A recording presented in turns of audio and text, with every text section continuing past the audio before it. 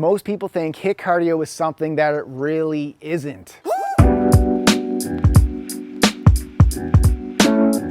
Welcome to Live Lean TV. I'm Brad Guthrie from LiveLeanTV.com. So guys, on today's episode, I'm discussing how to do HIIT cardio correctly. And guys, I have to say correctly because most people think HIIT cardio is something that it really isn't. But before I do, I have to be 100% upfront. If I'm going to be talking about how to do HIIT cardio correctly, I have to admit I was one of those people who did it wrong. In the past, I've incorrectly classified a few of my follow-along YouTube workouts as HIIT cardio. Now don't get me wrong guys, these were still awesome workouts, but technically they should have been classified as metabolic training workouts, not HIIT workouts. And I'll cover the difference between metabolic training and HIIT cardio workouts in an upcoming video. However, the main difference between metabolic training and HIIT cardio is the recovery time. So let me break this down for you.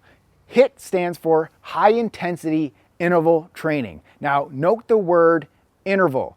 However, most people think of HIIT cardio that it needs to be an all-out, max effort workout that is short due to having little to no rest times throughout the workout. So for example, let's say you complete 30 seconds of burpees, then rest 30 seconds, then move directly into 30 seconds of jump squats, and then you repeat this for 10 minutes. Now, most people would classify this as a HIIT workout, and it actually could be, but for most people, it probably isn't. So here's why, guys. There are two ways that you're probably doing HIIT workouts wrong. Number one, you're not pushing your body hard enough to increase your heart rate into the high intensity target zone. And number two, you're not allowing enough recovery time during the low intensity interval to allow your heart rate to drop back down to that low intensity target zone. So when it comes to your HIIT cardio, the two heart rate training zones you should be familiar with is your high intensity heart rate zone and your low intensity heart rate zone. So typically the high intensity interval should increase your heart rate to about 85 to 90% of your maximum heart rate.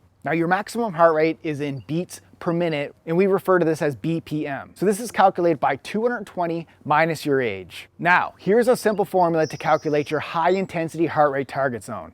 Take 220 minus your age and multiply that by 0.85, so that's 85%. So for example, I'm 38 years old, so my HIIT heart rate target zone would be calculated as follows.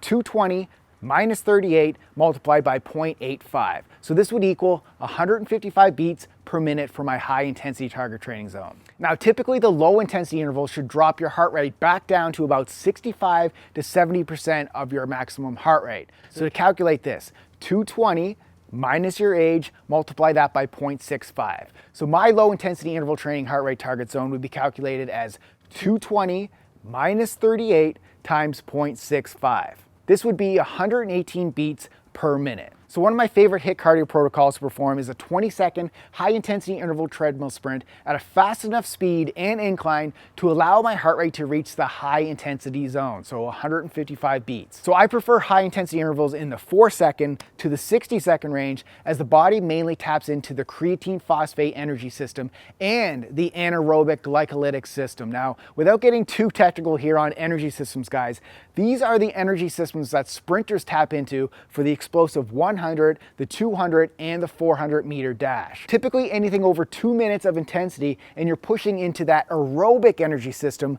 which is more likely a LIST cardio workout, not a HIIT cardio training workout. This is when the body can potentially enter the catabolic muscle breakdown state when completed over a much longer period of time, with not allowing your heart rate to come back down. So if you want to learn more about energy systems, guys, I wrote a blog post on that. I'll put the link right here on how to train the 3 energy systems of your body. Okay, so let's get back to the example.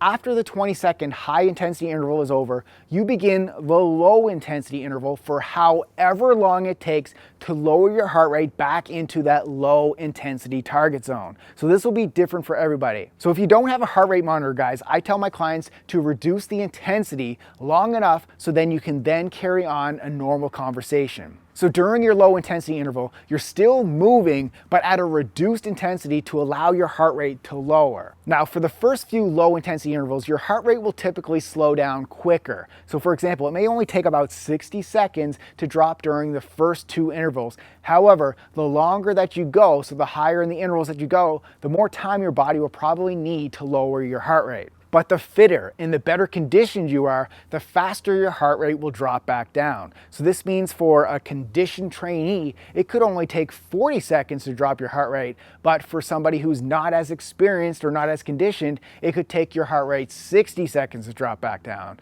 Now, this is one of the ways to measure if your cardio conditioning is improving. If your heart rate drops quicker in a later workout, you're improving your cardio system. So a basic HIIT cardio workout could look like a 3 to 5 minute warm up, which elevates your heart rate to about 60% of your maximum heart rate. Then you would have your high intensity interval sprint for 20 seconds at an intensity to elevate your heart rate to 85% of your max heart rate. And then you would follow that up with a low intensity interval for as long as it takes to lower your heart rate back to 65% of your max heart rate.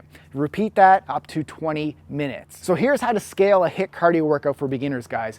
Most HIIT cardio workouts last for about 20 to 25 minutes. Now this typically includes 10 sets of a high intensity interval and 10 sets of a low intensity interval. However, if you're a beginner to cardio, one way to scale your HIIT cardio workouts is to do it based on time rather than a set number of intervals. This way, if you need extended recovery periods to allow your heart rate to drop back down into that low intensity zone, you can simply stop your HIIT cardio workout after 20 minutes rather than completing a certain number of intervals. So guys, if you're looking for the best HIIT cardio and some list cardio workouts and the nutrition plan to burn belly fat as fast as possible, go pick up a copy of my brand new Live Lean Sprint 2.0 program. Guys, we're hooking up the first 250 people who buy the program with a copy of my brand new teamlivelean.com 30-day fat melting power sets resistance training program. You can do these two programs together to get amazing results. I'm going to put a clickable link in the video description down below. Thank you guys so much for watching, and keep living lean.